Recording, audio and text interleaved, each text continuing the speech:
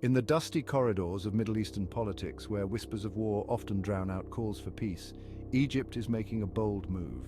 In a region riddled with conflict and perennial distrust, Cairo's recent initiative to host mediation talks between Israel and Hamas marks a significant bid to rewrite a historically fractious narrative. At the heart of these discussions lies a profoundly sensitive and humanitarian issue: the release of hostages. As the world watches on, the stakes are monumentally high, both in terms of human lives and regional stability. Can Egypt's capital once again be the crucible for peace in the Middle East, or is it merely setting the stage for deeper discord? Egypt has long been a linchpin in the volatile arena of Middle Eastern diplomacy. Following the landmark 1979 Egypt-Israel peace treaty, Cairo has repeatedly positioned itself as a mediator between conflicting factions in the region. Its role in negotiating ceasefires during the 2014 Gaza conflict, for instance, showcased its ability to maneuver complex political landscapes. Amidst these historical precedents, the current negotiations in Cairo are not just about brokering another temporary truce, but potentially fostering a more enduring dialogue between Israel and Hamas. The image of Egyptian President Anwar Sadat shaking hands with Israeli Prime Minister Menachem Begin under the watchful eyes of US President Jimmy Carter remains a powerful symbol of peace potential.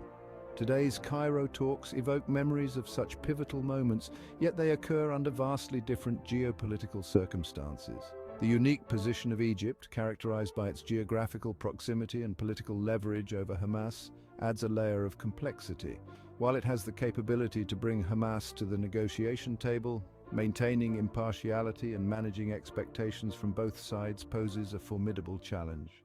Navigating the treacherous terrain of Israel-Hamas negotiations requires a delicate balance.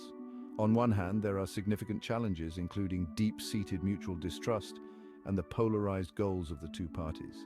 Hamas insists on the release of Palestinian prisoners in exchange for Israeli hostages, a demand that touches a raw nerve in Israeli society.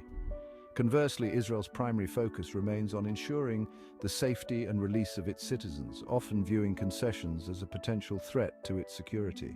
The images of families holding pictures of their loved ones captured by Hamas stir profound emotions and political pressure within Israel, complicating the negotiation dynamics. On the other hand, these talks also present opportunities. They offer a platform for dialogue, an essential first step towards understanding and potentially resolving broader conflicts.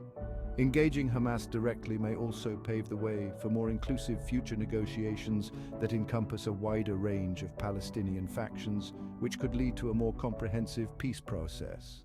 The outcome of these talks could have far-reaching implications for regional stability. A successful negotiation could not only secure the immediate release of hostages, but also set a precedent for future Israeli-Palestinian interactions. Alternatively, a failure could exacerbate tensions, leading to escalations that ripple across the Middle East. Analysts, such as Amira Hawaidi from Al Aram Weekly, suggest that Egypt's renewed mediation role also serves as a litmus test for its diplomatic weight in the region.